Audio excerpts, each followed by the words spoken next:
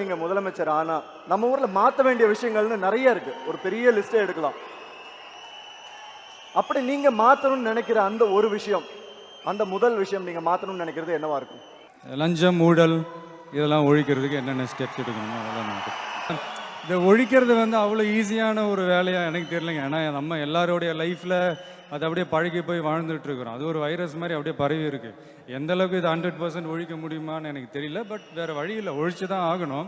தலைவன்கிறது நாம தேடி போற விஷயம் இல்லை, நம்ம தேடி வர விஷயம். நீ வேற நாட்டுல இருக்க, வேற நாட்டுல இல்லடா, ஒரே நாடு இந்தியா.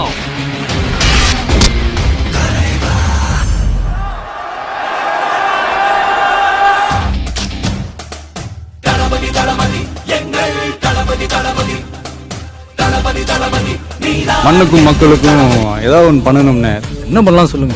அரசியலுக்கு வந்து ஐயோ வேணாம், முடியாதுன்றியா? வேணாம், ஒதுங்கி வைக்கிற இதுல ஒருவேளை நிஜத்துல முதலமைச்சர் ஆனா வேற லெவல்ல வச்சு செய்வோம். தளபதி ரசிகரா நாங்க எல்லாரும் ஒரு ஓட்டு போட்டு அவரை கண்டிப்பா கோடியில உட்கார வைப்போம். செல்லம், இது போதுமே. என்னதான் சார் வேணும் உங்களுக்கு? என் சனங்களோட நிம்மதி அவங்கள அடுத்த கட்டத்துக்கு எடுத்துட்டு போ. அவ்வளவுதாங்க, இதுதாங்க என்னுடைய வேண்டுகோள்.